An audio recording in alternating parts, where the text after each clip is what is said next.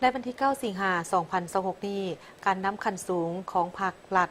บรรดาองค์การกระทรวงสำนักงานครอบครัวการนำและภาคส่วนต่างๆได้พร้อมกันเข้าวางพวงมาลา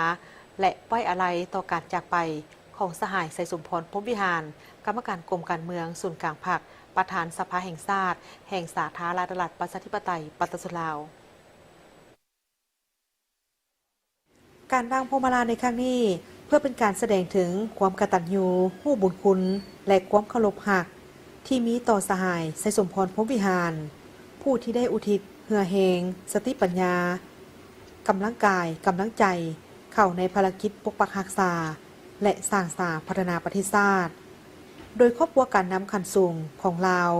ประกอบด้วยครอบครัวทานบันไซพ้องสวรรค์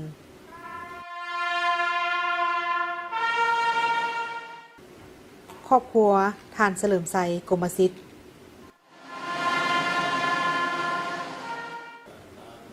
ครอบครัวทานป่อนเมฆดาลอย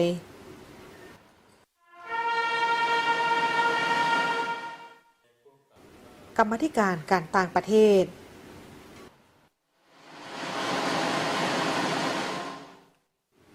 กองทุนช่วยเหลือสังคมของสภาแห่งชาติ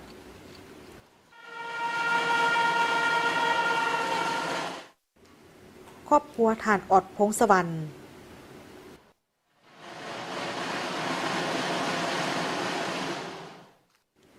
บริษัท CNP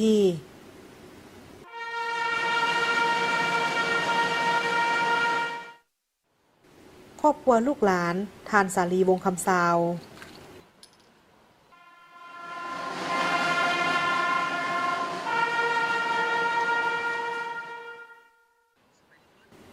คณะครูอาจารย์และนักเรียนโรงเรียนศิลป์ไซ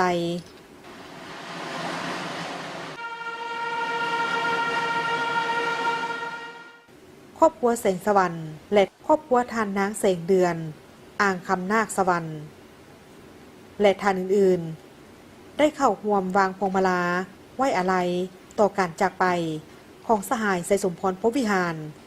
กรรมการกรมการเมืองศูนย์กลางพรรคประธานสภาแห่งชาติแห่งสาธารณรัฐประชาธิปไตยปตสลาว